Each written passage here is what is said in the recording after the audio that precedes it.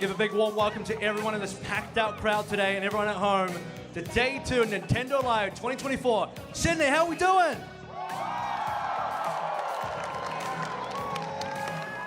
Fantastic. Look, it is a beautiful Sunday today and no better place to be than right here because in just a few moments we're going to get started with a big game today. Filling out the stage, 2 teams, 4 players each, the very best in Australia and New Zealand. It's Team Coach and Friends taking on Team Neanderthals for the Splatoon 3 AU NZ Championship. Sydney, are you ready? All right, let's meet the teams and get the show started. Thank you, Avril, to another beautiful day of Nintendo Live here from Sydney in 2024. For the very first time here in Australia, my name is Fluke, and I'm going to be the desk host for this afternoon, and I've got a very special guest that I'd like you all to give a very, very warm welcome to. I've got DJMs here on the desk. He's going to be my Splatoon expert. Listen to that. Oh, wow, that is an intro. But hello, everyone. Welcome on into the Splatoon 3 AU NZ Championship. Well, I'm certainly excited for a match to come. I'm sure you are, but there's a lot to get into before we get started. Exactly. It's going to be a jam-packed tournament here between these 2 teams that we've got from the best of AU and NZ to see who is going to be the champion for 2024. You know, last year we had the AU NZ championships for 2023, and we had some champions. We've got some returning members, and we've still got some brand new faces as well. I think the biggest thing for me, DJs, is the fact that going onto this stage in front of this packed arena is going to be all about keeping those nerves under wraps. Absolutely. You know, neither of these teams have been in front of a crowd this big. You know, the last time any of these players were in front of a crowd, even remotely as size, was at PAX last year. So now going to this type of event, you know, the pressure is high. There is so much at stake. And, you know, these 2 teams, like, I've never seen as many teams close to each other as I am seeing today. Yeah, it's going to be crazy. So let's go and have a look at our 2 teams that we've got competing for today. Avril was so kind to already introduce them to the crowd, but it's Coach and Friends against the Neanderthals here. Winner will take it all here, DJs. We've only got 2 teams that are going to be rocking on the stage, and so far we've got some very special names to have a look at as well. Absolutely. You know, some key people to really take a look at here on the side of Coach and Friends. Draco and Ice, you're going to be seeing them up and close and personal. As well, on the side of the Neanderthals, we've got Nex and Ardino. You know, all of these players are very aggressive. You know, are going to get into your face very quickly, do a lot of damage. You know, we've got a few Julie players in here, so dodge roll left, right. Take your opponent unawares is the key. Yeah, exactly. We were having a quick look at some of these teams as they were having the practice on Friday for our, you know, little rehearsals that we had here before Nintendo Live did start, and we saw that there was a lot of frags that were coming out. A lot of people getting really, really aggressive with a lot of these splats, just getting in people's faces and really just trying to take that map control. But let's jump in. Let's go and have a look at the game modes that we've got for this evening. That is right. We've got a full best of 7 here, DJs. We've got 2 nested best of 3s, a lot of maps to get through, and a lot of game modes as well. Absolutely. So we're going to be starting off with a nested best of 3. As you said, Turf War is the name of the game there. Whoever takes that best of 3 gets 1 point in this best of 7. From there, we'll be moving on to the Anarchy modes, Splat Zones, Rainmaker, Clam Blitz, Tower Control, and then Splat Zones. And then, if we get up to it, Game 7 is yet another nested best of 3 Turf War. That's right. We have potential for 11 maps of Splatoon 3 to be played here between our 2 champions that we've got on the stage, and that is where everything's going to need to be left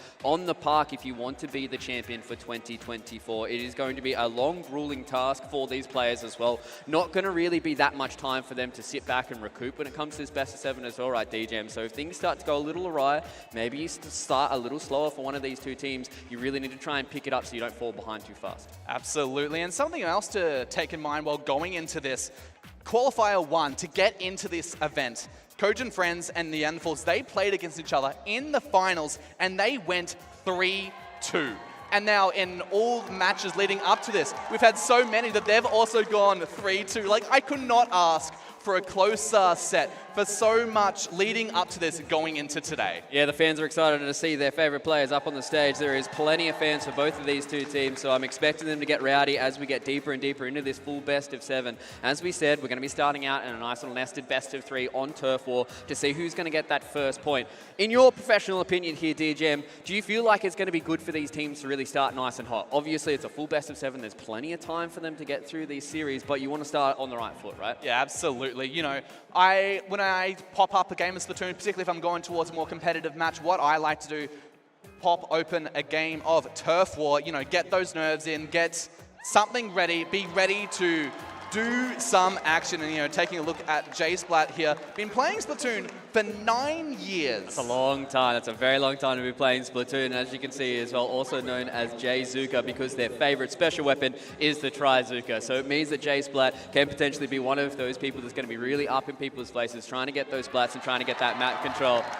This is something special for me, man. Being able to come into an esport like Splatoon 3 and really be able to see the crowd and see the community and see how hype everyone is getting for this best of 7, I just can't wait to jump into map number 1. I know, me too. Like, every time I see someone go onto these places, you know, you hear the crowd rise up in excitement, see the waves of hands in the air. You could not ask for anything more as we are getting ready to go into game number 1 today. Yeah, exactly. We've got another player that we want to highlight heading in towards this first map of Turf War as well. MJG's been playing since 2016. That is a long time to be playing Splatoon as well here. You can just see a few more of these fun facts. You're going to be getting a lot more of these, and I think this is really positive for a lot of these players to be able to give those extra bit of fun facts, as we see that their Splatoon's going to do a lot of the talking in the series, but you get to know a little bit more about them outside of the game too. Yeah, you know, the name of the game is Splatoon. They are obviously amazing at this game. That's why they're on the stage today. But, you know, at the end of the day, they're people. They're like us. They're like you and me. They exist.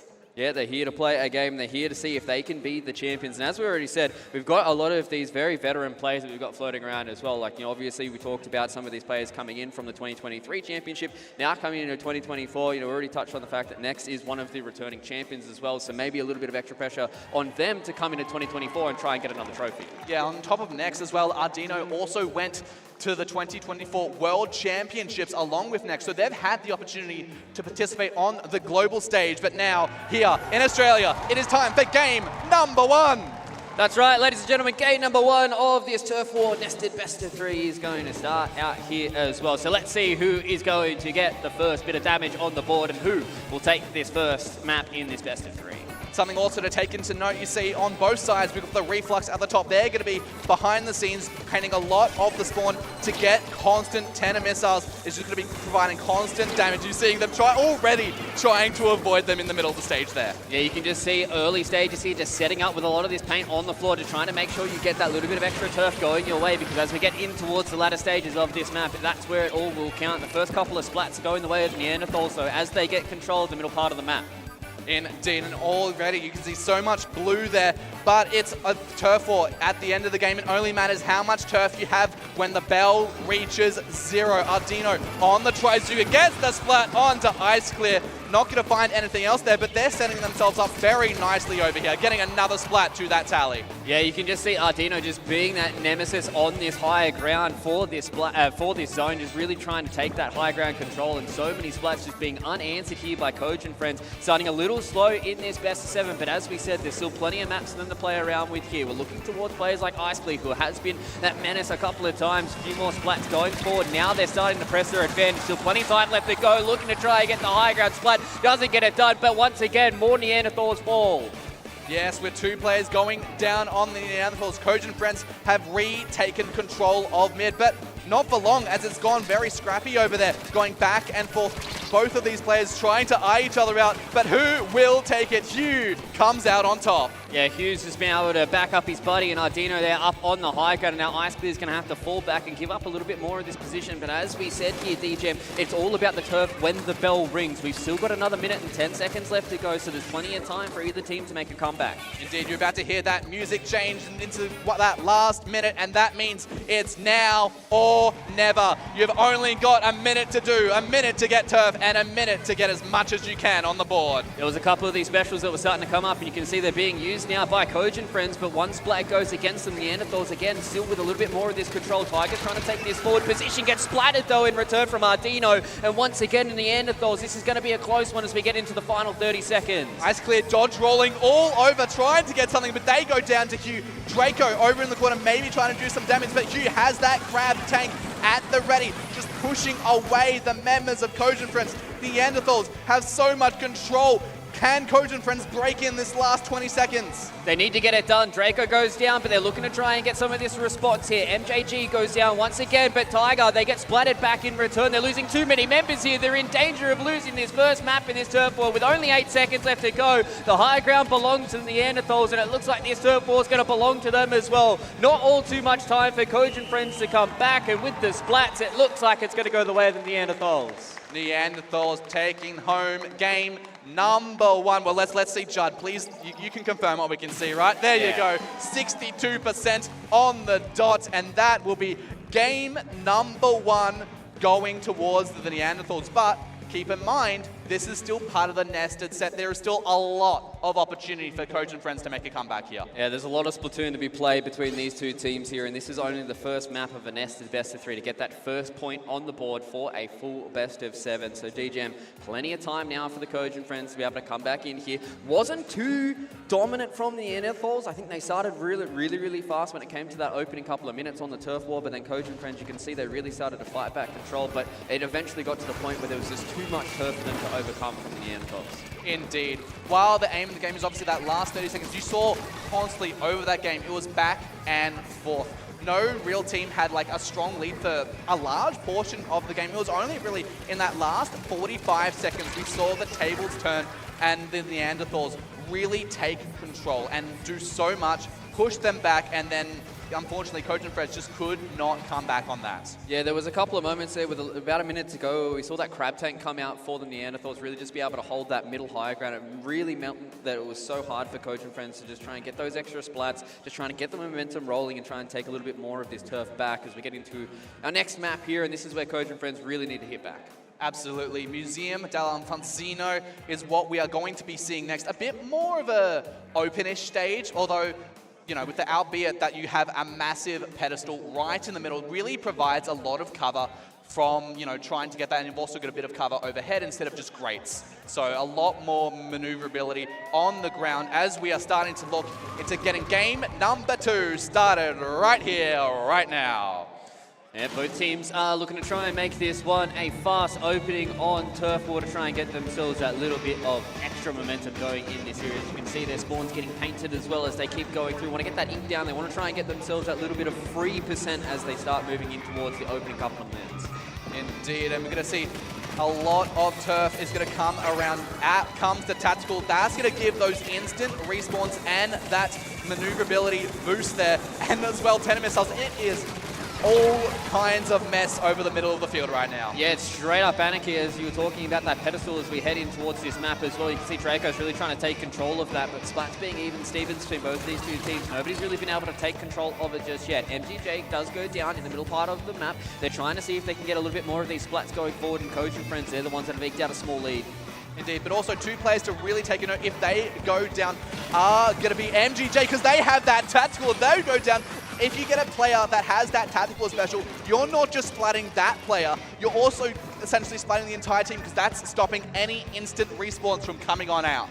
It's just a lot of momentum that's been able to come out here for Kojin Friends. As you can see, the danger signs are starting to ring for the Neanderthals. They've still got plenty of time to try and come back into this turf war, but with the amount of splats that are going completely unanswered here from Kojin Friends, it's going to be very hard for the Neanderthals to make a push with only a minute 30 to go. Not even half the match has passed, and we are still here dancing around. Can they break on through? Can they break through the barrier that Kojin Friends have set on up? You're seeing so much paint there, but they're starting to break on through. Can they make it? That's the thing, Neanderthals, they had 2 specials waiting in their back pocket, so they're going to pop those as they try and get a little bit more of this turf back. They take down Ice Clear with 2 more splats going their way as well. They lose few on the front lines, though, so that means they don't have all this forward pressure, but it is more than enough for the Neanderthals to take more of this turf back. Going into the final minute here, we are looking for more clean splats, and that's going to be a big one there. Taking down Draco, takes down Ice Clear as well. 2 unanswered splats means that the Neanderthals, they take the lead. Indeed, and with 55 seconds left on the clock, every splat does that little bit of extra damage, sending you back on to the respawn pad. And now, here we are. Can something happen? Can Koj and Friends take back control that they had halfway through this set? But with 2 specials on the side of the Neanderthals, they're looking at setting up their defense strong.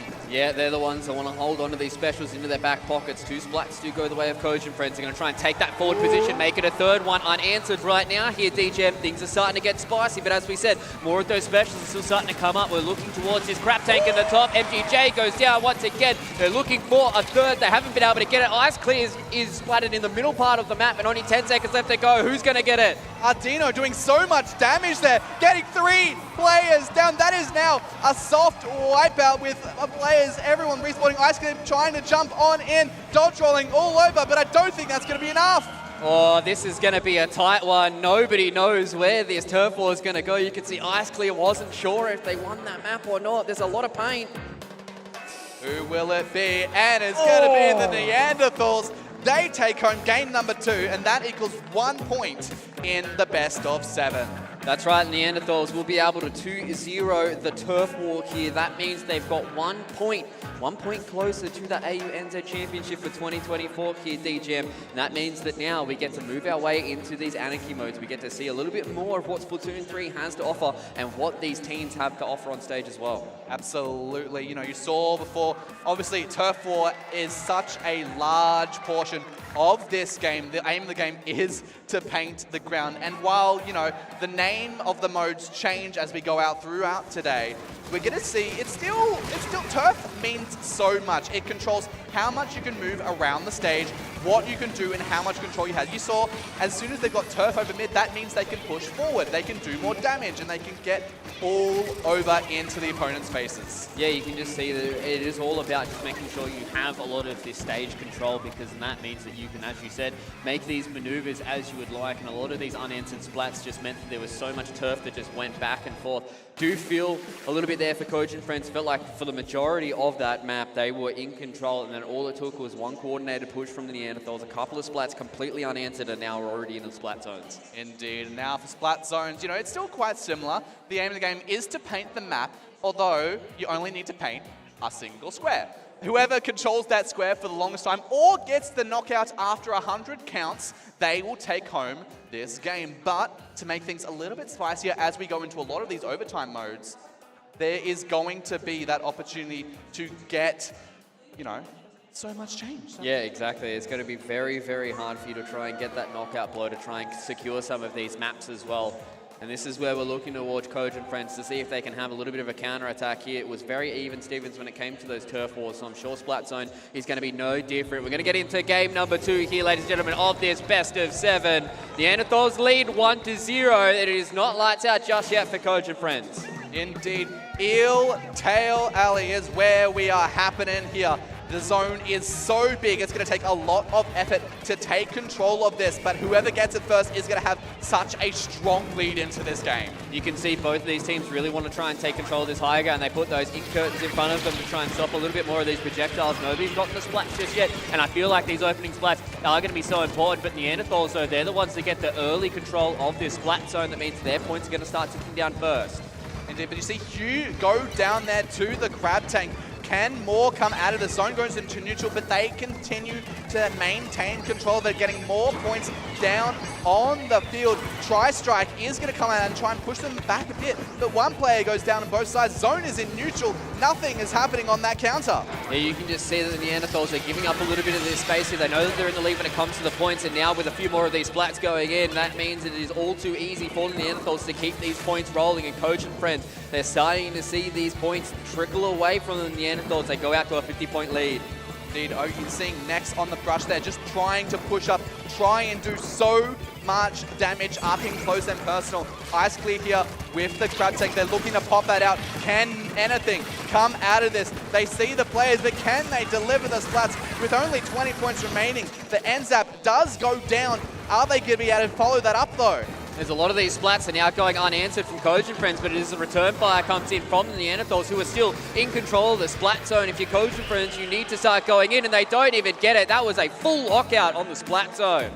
100-0, not even giving Coach and Friends a moment to take control of the zone and give them any form of penalty, they just take home game number 2 like that. Yeah, it's a 2-0 lead right now for the Neanderthals, and this is where you're looking at the leaders of Cogent Friends to really try and rally the troops and try and get everybody back on the same page. There's still plenty of time left in this best of 7 though, DJM. It is not lights out just yet. This is where things really start to heat up if you're Cogent Friends. You want to try and start getting some of this counter-attack going into more of these Anarchy modes because you need to start getting some momentum in this best of 7. Absolutely, and you know, we're only 2 wins away from taking home the AUNZ Championship. It is getting tighter and tighter.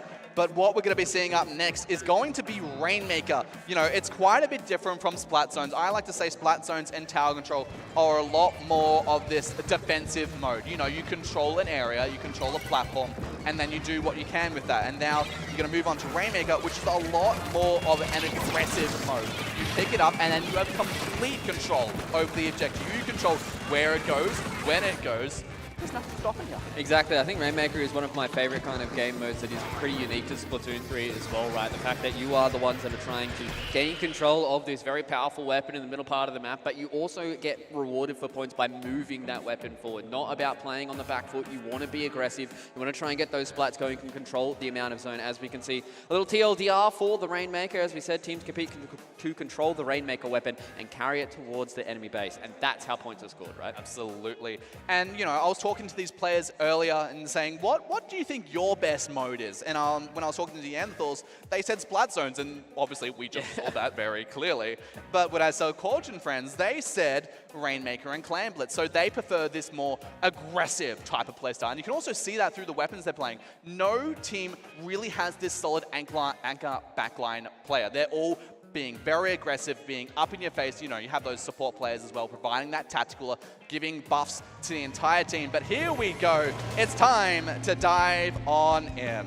That's right, we're going to be jumping into the Scorch Gorge for Rainmaker, which is game number 3 in this best of 7. Neanderthals looking to see if they can put themselves on championship point, whereas Cogent Friends, they're looking to fight back here on Rainmaker. As DJM just said, one of their favorite game modes, and one of their game modes that they're expecting to be a little stronger here. The Crab Tank comes out early, some splats going the way of Cogent Friends. No response just yet from the Neanderthals, but as you can see, a lot more of this map control needs to start going the way of Cogent Friends.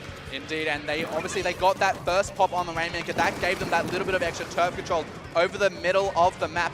But it's seeing Neanderthals making their way back on in, but maybe going too far in, going 2 players down. But Cogent Friends, they then go 2 players down, 3 players down. But players just jumping back on in, making sure to keep up all that aggression. We're already 50 seconds into this game, and the objective has not moved an inch. You can just see both of these teams are playing it nice and reserved. They don't want to make that early play for the Rainmaker, but you can see already with a lot of this turf going the way of Cogent Friends, Jay Splat and Tiger, they're the ones that want to try and get in towards the back line and put the pressure back on the Neanderthals. They're taking this forward position here. They can start getting their way towards that Rainmaker. These first splats are going to be so important, but they take down 1. And that means that Cogent Friends, they don't have this forward position, especially with Ardino in the backline, looking to try and disrupt some of these plays on the Rainmaker. That was such a great splat we saw before, getting Draco down. You know, they were looking at making that push, but getting the squeezer down, one of the most aggressive weapons. Oh, 3 players going down. Draco maybe getting some revenge on this. J-Splat picks up the Rainmaker, sends it straight through checkpoint 1. That is the back cap of all time there from J-Splat. There was a lot of momentum that was happening in the middle part of the field. Ardino was doing their best on the high ground to try and chase away some more of these Cogent Friends. But J-Splat, after that first checkpoint, they move it even further, and Cogent Friends in the lead, still with 3 minutes to go. They weren't happy just getting the first checkpoint. They wanted to make a statement saying, hey, we're getting first lead of the game. We're getting the first points on the board. Yeah, they really want to try and put the pressure back on the Neanderthals, though. As we can see, a few more of these splats are starting to go back the way of the Neanderthals. They're starting to score their own first points, but you can see this first checkpoint is going to be oh so important. Cogent Friends hovering in the background. They've got one special. They got the splat on the frontline player in next. They're going into the background here. Ice Clear, though, gets taken down, and that means that this Rainmaker is still in the hands of the Neanderthals, and that's a big down, and they lose the Rainmaker before the checkpoint. How did that happen? They went 3 players down, but then they still got taken out. What an amazing defense coming on out, but can they get the Rainmaker? Can they burst the shield? Can they get the checkpoint? maybe not with Coach Friends now managing to set up that defense. Neanderthals are going to have to look at maybe backing on out here. You could see Next really wanted to try and get that bubble pop themselves, but they weren't able to do it. And Draco takes his high ground as well, and with the Rainmaker hovering around where it is, they will wait for it to reset. This is a better position for Coach Friends. They've milked out over a minute of the map so far, and they are still well in the lead, roughly about 19 points so far. These splats are going to be oh so important. Next and Ardino go after the high gun, they take down 2. That means Hugh, unfortunately, gets taken down, splattered by Tiger in the background, gets a second, looking for a third. Next is able to trade it back finally. Next, making sure Tiger could get no more splats under their name there. And now Neanderthals looking to make yet another counter push. 2 players are down on the side of Koji Friends. This could be the opportunity, but the Try-Zuka is going to try and do some damage from afar. Not going to find any picks though. Next, trying to push on that Rainmaker, trying to break on through, but there is so much pressure. Who can approach that checkpoint? Yeah, you can just see all these splats are starting to go the way of Coach and Friends as well, and Next just hasn't been able to make that extra bit of push towards this checkpoint. They're just constantly being pushed back by J-Splat as well as Ice Clear up here on the high ground as well. It is oh so hard for Neanderthals to try and score this first set of points, and then with only a minute left to go here, Coach and Friends are in the lead. Oh, Ice Clear tries to approach, but Next surely doesn't have much long left on the time. A hot Rainmaker, and that is a wipeout! It is all too hard so far here for the Neanderthals. They are within touching distance of that first checkpoint, but with the Rainmaker hovering around on the ground, J-Splat is more than happy to just defend it from here on out, and they will start to move their way forward. 40 seconds left to go here. First splat goes against Coach and Friends, but they're able to answer back nice and quickly there on the queue. Next, as well as Ardino, they're going to try their best, but Tiger's in the back, looking for the double splat, gets it done! So many splats going all around the field. There is no idea you can know everything that's happening. Splats going left, right, center. Another one goes down. Hugh sent back. Ardino sent back. But can Next take out Draco? They have to if they want to get overtime started. They're looking to try and get this Rainmaker back under their control with only 10 seconds left to go. Neanderthals, they break the bubble. They want to get control of this Rainmaker so they can potentially try and get this overtime victory. Again, with the Rainmaker, these next couple of splats are going to be oh so important here for the Neanderthals. But to get this, they're going to have to not only break the checkpoint, but get it a bit further. But we see Ardino on the squeezer, takes them on out. And that is going to be the first game going towards Coach and Friends. You can see Coach and Friends are pumped after that one, ladies and gentlemen. Rainmaker was a tight one, but they held on for a long time here. And that's positive signs for me here, DJ, and the fact that they got into the lead. They still had about 4 minutes left to go, and they held on even when it went to overtime. You know, only both of these teams in these Anarchy modes, they've made one single push and then they've been managing to hold on to it for the rest of the game. You saw that over in Splat Zones earlier, saw that here, Rainmaker. They made that push, you know, around at the 3.5 minutes mark. You see here, J-Splat picks up that Rainmaker. They got that wipeout. That just gave them all the opportunity that they needed to get that lead, and they just held it on so well. Yeah, that was such a smart move from J-Splat there to be able to understand that with all the anarchy that was happening towards the Rainmaker, this is the best position to try and push, and it was completely uncontested, right? A lot of these points just started to rack up straight away, and then it was Coach and Friends who held on. This is the overtime mark, and as soon as MGJ gets splattered there, it was all over Red Rover, and map 3 goes the way of Coach and Friends. We're at 2-1 here, DJ, and that means that this series is going to go to 6 nonetheless, so we will see at least all of the anarchy modes. Indeed, the next one that's going to be coming up is Brine Water Springs featuring Clam Blitz. Now this one is a little bit more complicated than the other ones. The objective is to score clams into the enemy basket. So you're going to see clams scattered all around the stage here.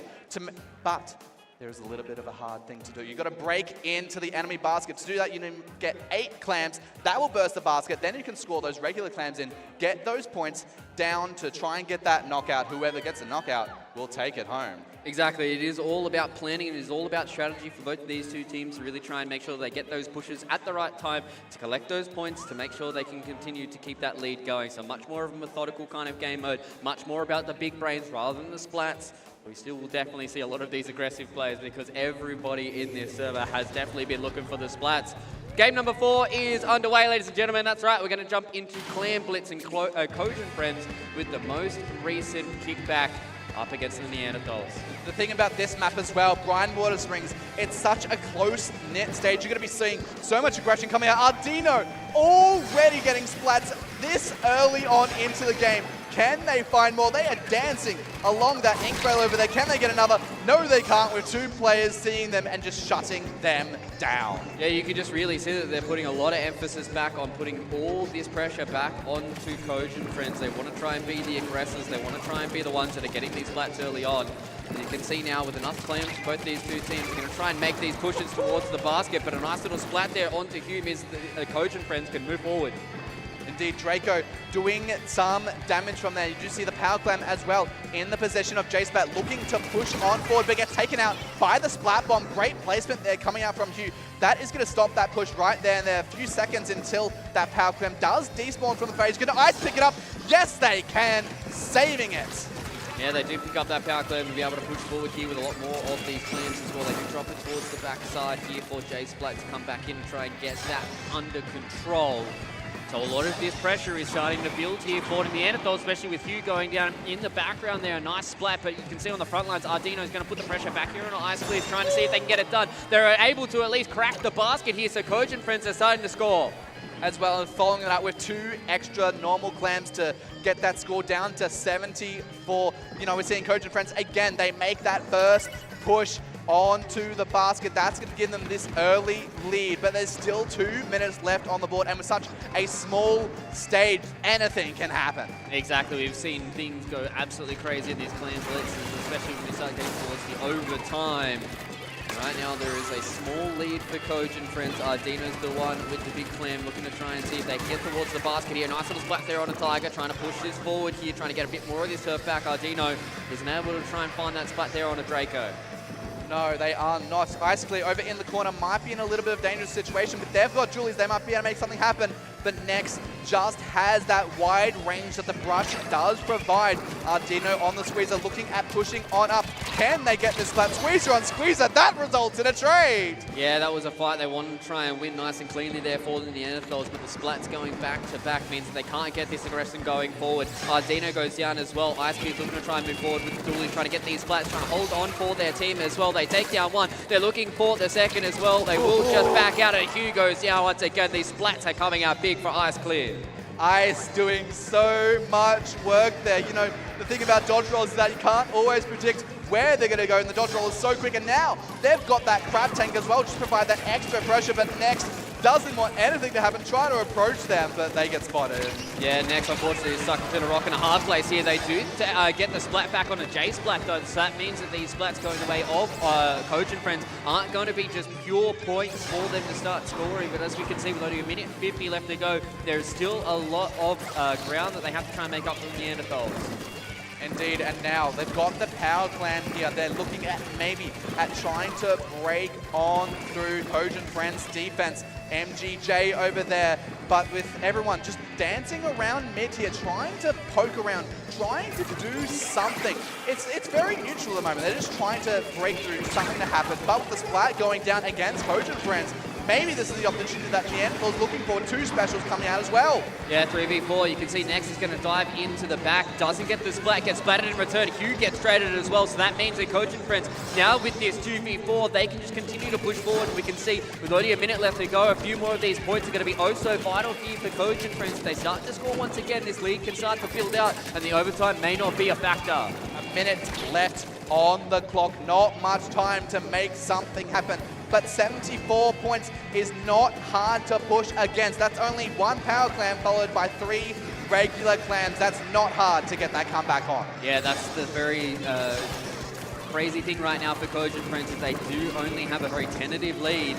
They want to try and get these splats going in here. A few more of these specials are ready and waiting to go. So once again, we're going to start to move forward. 2 splats go against the Neanderthals, and it is all defense all day for Coach and Friends. Ice Clear and MGJ both get splatted in return though. 20 seconds left to go here, DJM. 2 players down on the Neanderthals. Can they make something happen over here? They are just providing that incredible defense. You cannot fight against that wave of yellow that is just defending that basket. Not one single clam has gotten on through, but once overtime starts, there's still another 20 seconds for them to make that opportunity. Once they get through, they might be able to make something happen. They get splats, 3 players go down, but the Trizuka stops them just shy of the basket. Yeah, you can just see these splats are so critical here. Draco's holding the fort, gets 2 splats without any answers coming in from Neanderthals, but everybody is getting splatted in the yellow base, and that's Cogent Friends again, getting back on the scoreboard, and we are even here, DJs. Oh, the set is tied, and how close was that last few seconds, ladies and gentlemen? So much happening there. Where could you even look? It was oh so hard for the Neanderthals. They knew they needed to make that big push there in the final couple of moments of overtime, but you can just see Cogent Friends, they rallied the ranks, they got together, all 4 of them just holding hands in their base, and they got the splats they needed, and that was the big positive for them. Once again, another one of these Anarchy game modes where the leader goes out to a big points lead at the start of the game, and they hold on for the remainder. So, is this where the strat starts to change for some of these teams? Is it all about those opening couple of minutes?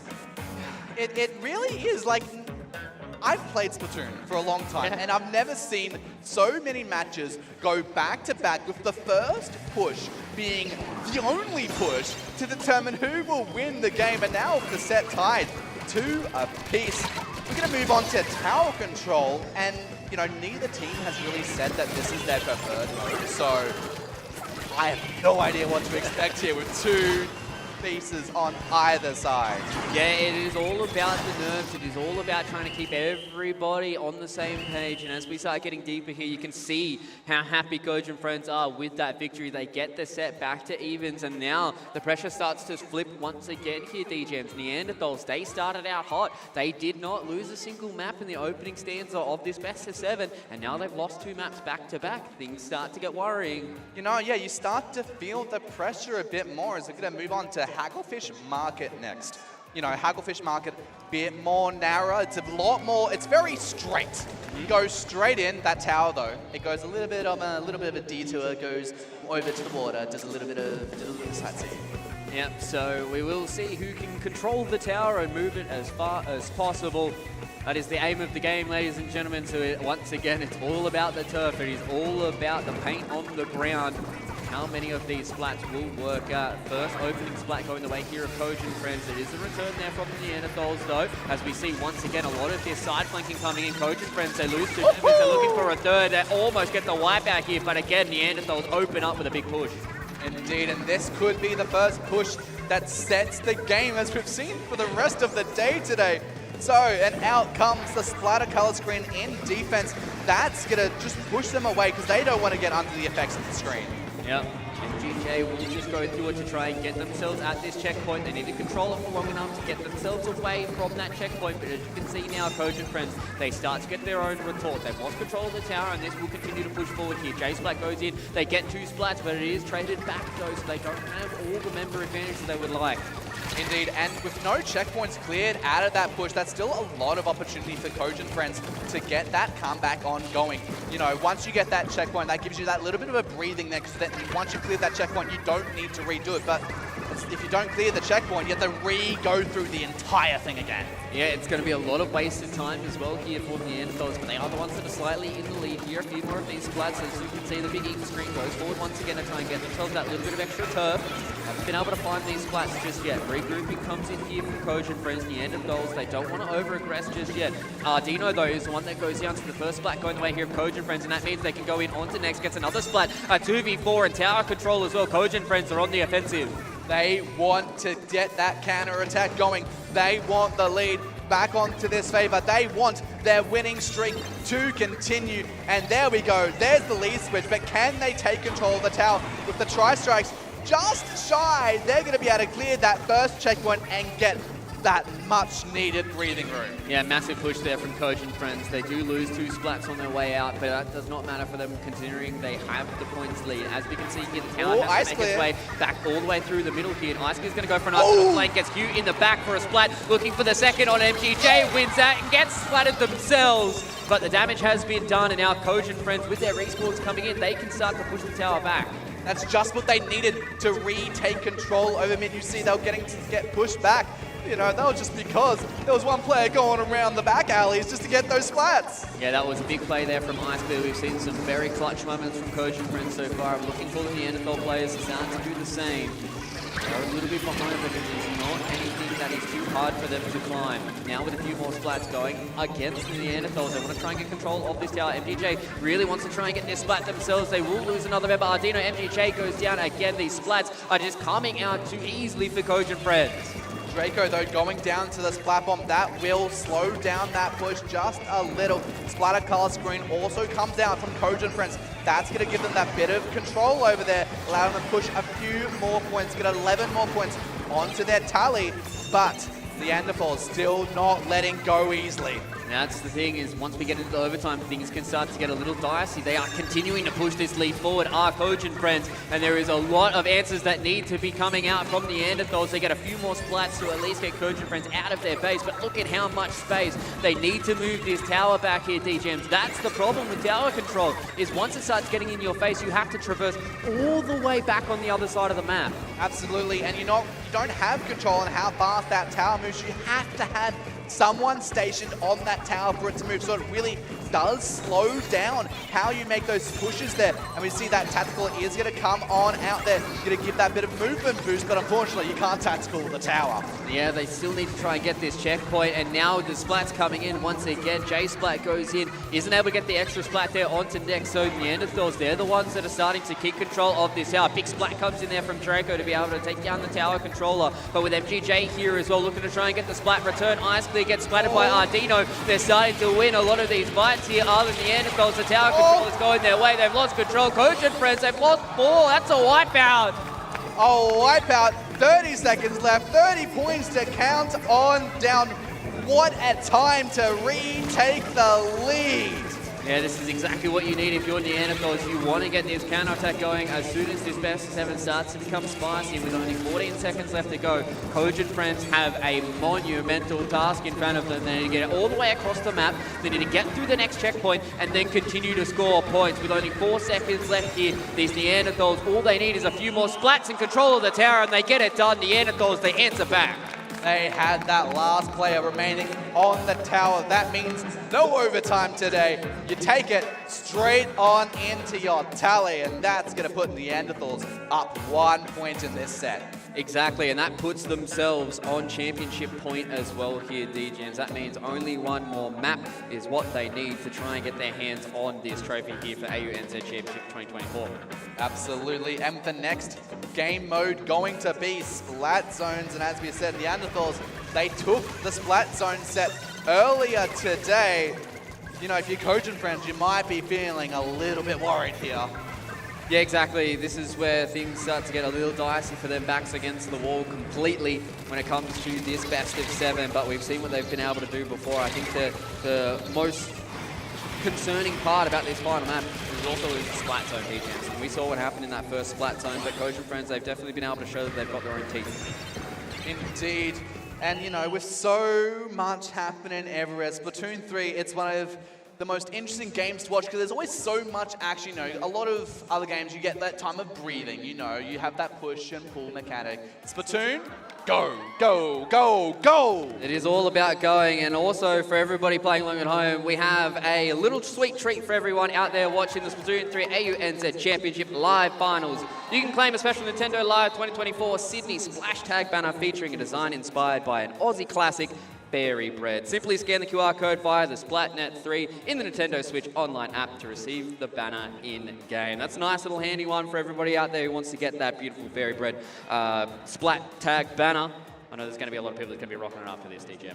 Absolutely. You know, it's also making me just want to get some Berry Bread after this. You know, it's a classic here. It definitely is. That is something that's going to be sparking a little bit of my childhood, going back and eating some Berry Bread after this broadcast. But Berry Bread is going to have to wait because we've still got a couple of maps of Splatoon 3 to get through here. Game number 6 is going to be Splat Zone.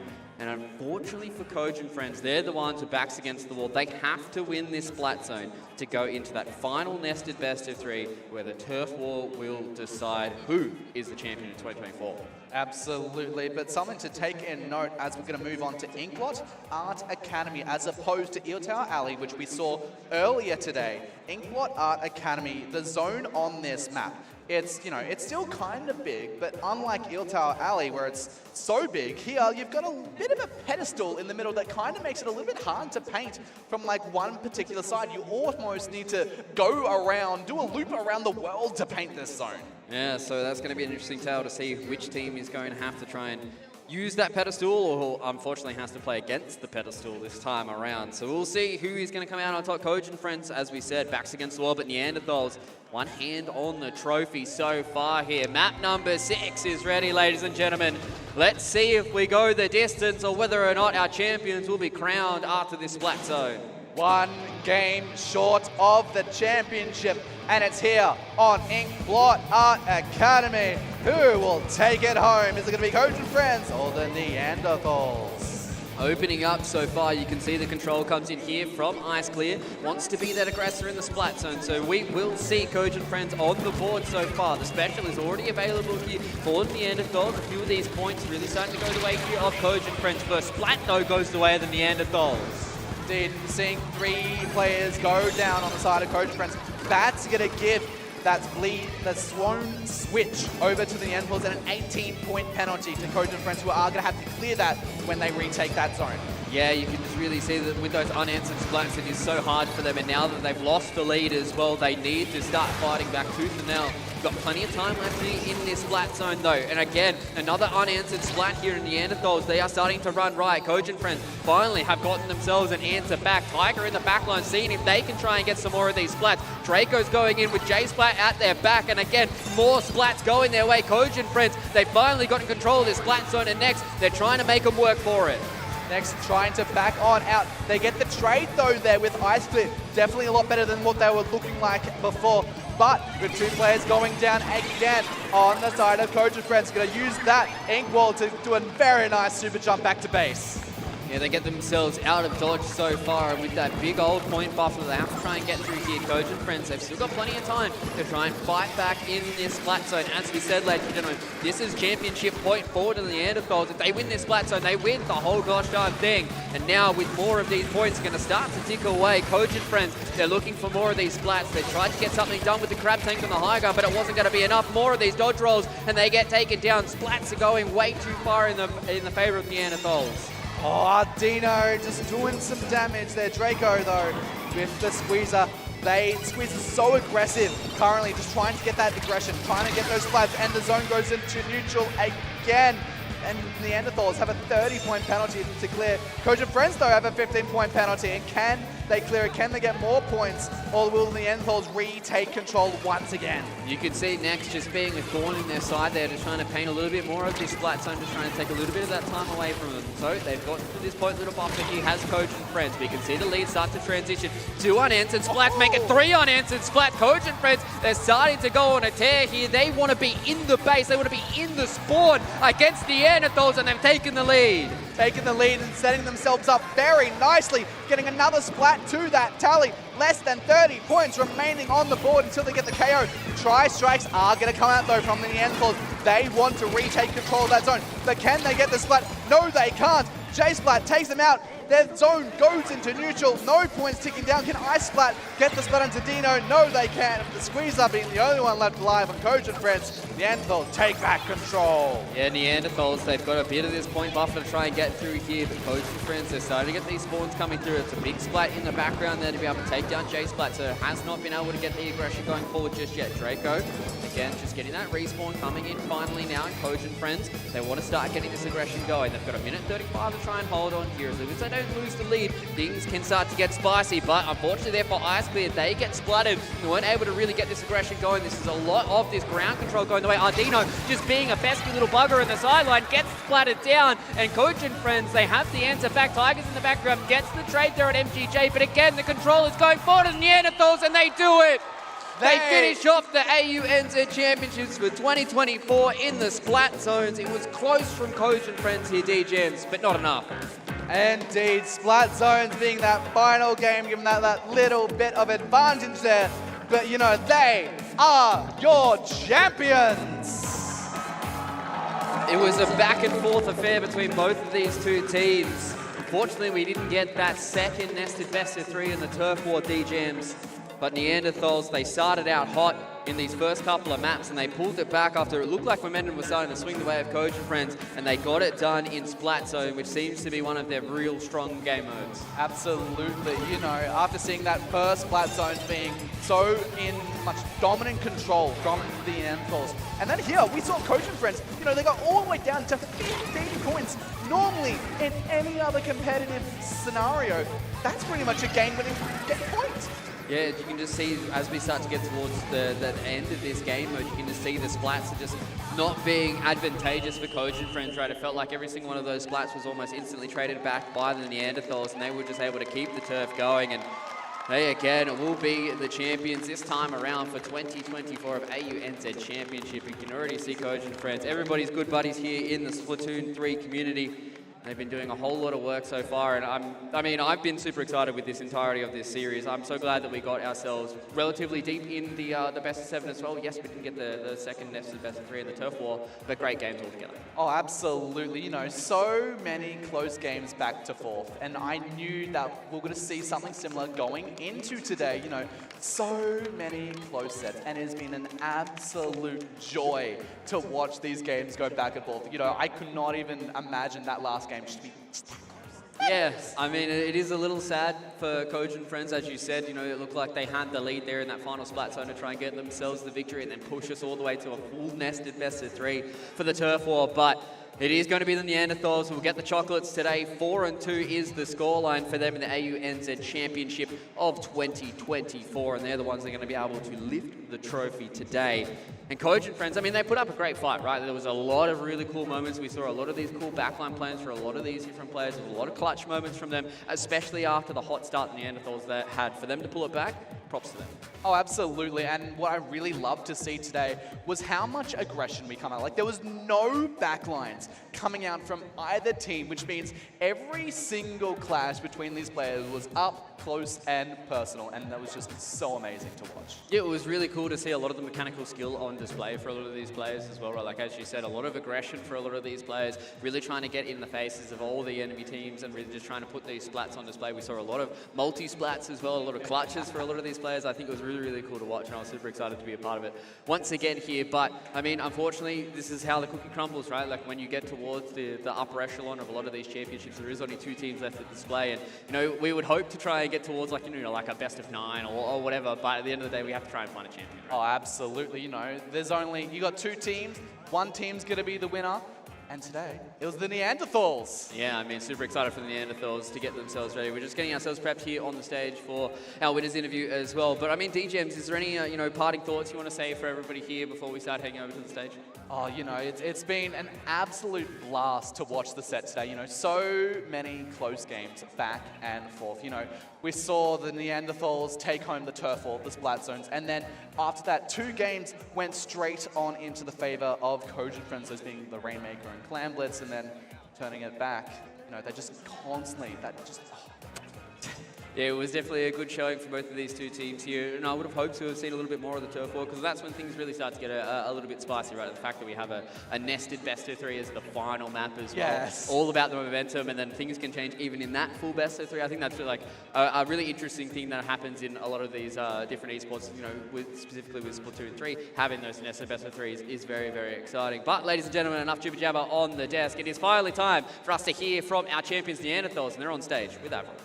Thank you so much, guys. I'm here with the championship team, Team Neanderthals and MGJ right next to me.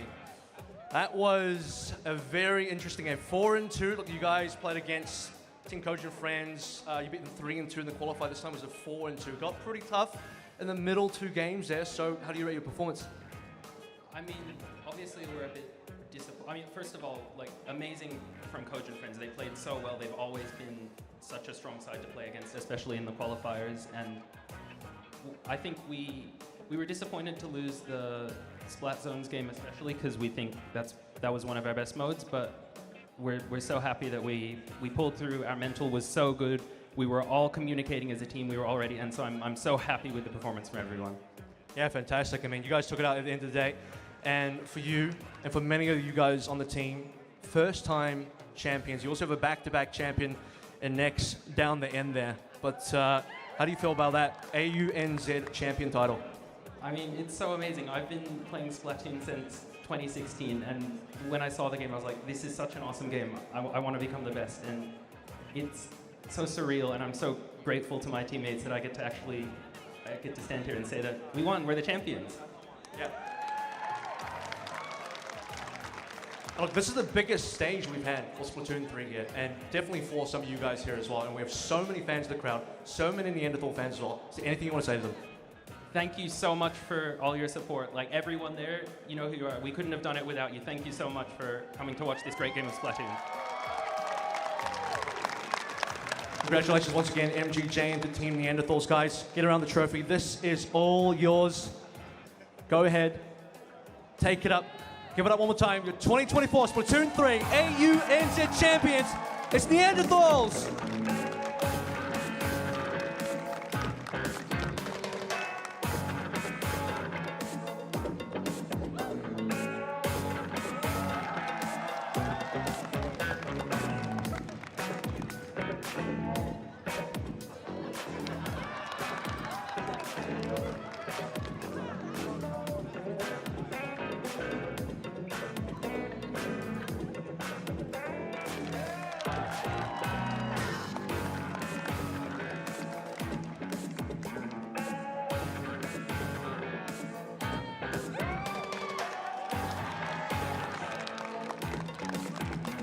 Congratulations once again to the Neanderthals, our champions for 2024 at the AUNZ Championship live here at Nintendo Live in Sydney.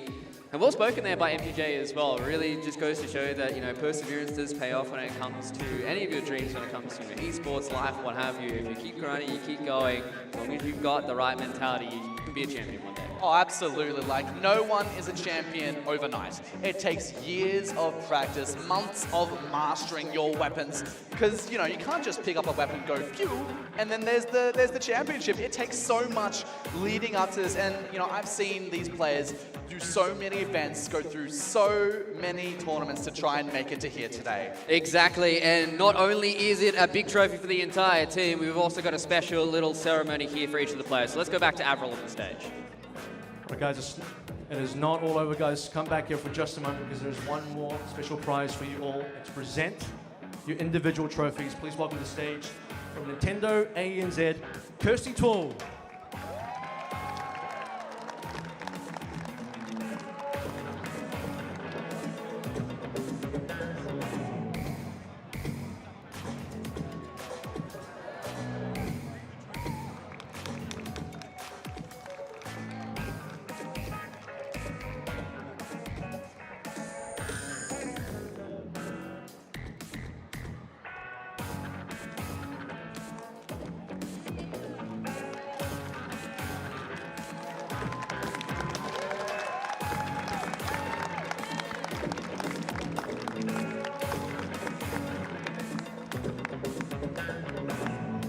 Yeah, not only does the team get the big trophy, each player gets to take home their own little memento here from the AUNZ Championship of 2024. Nice little surprise for all of those players, nice little prize.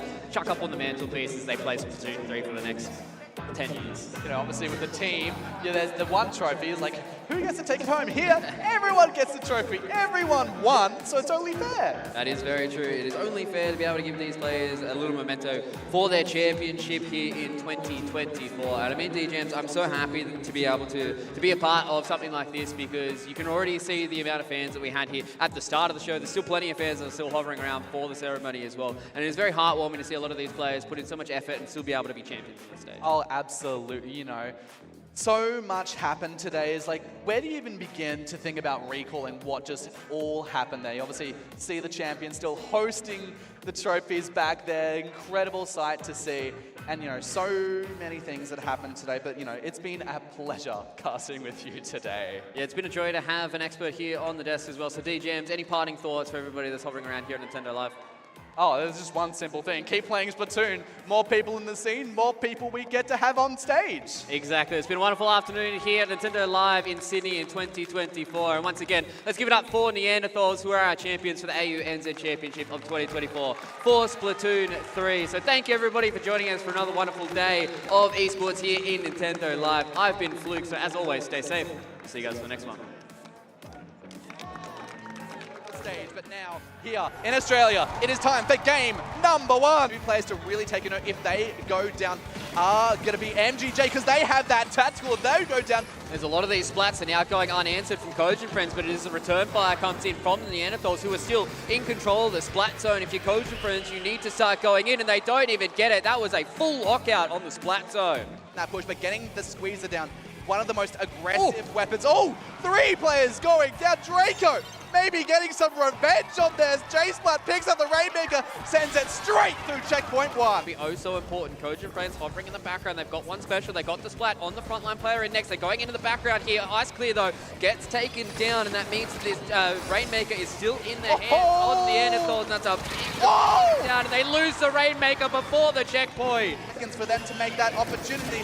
Once they get through, they might be able to make something happen. They get splats, 3 players go down, but the Trizuka stops them just shy of the basket. And everybody is getting splattered in the yellow base, and that's Cogent Friends again. Through the middle here, and Ice is going to go for an ice flank, gets Hugh in the back for a splat, looking for the second on MGJ, wins that, and gets splattered themselves. Going the way Ardino, just being a pesky little bugger in the sideline, gets splattered down, and Cogent Friends, they have the answer back. Tigers in the background, gets the trade there at MGJ, but again, the control is going forward to the Neanderthals, and they do it! They finish off the AUNZ Championships for 2024 in the Splat Zones. The 2024 Splatoon 3 AUNZ champions, it's Neanderthals!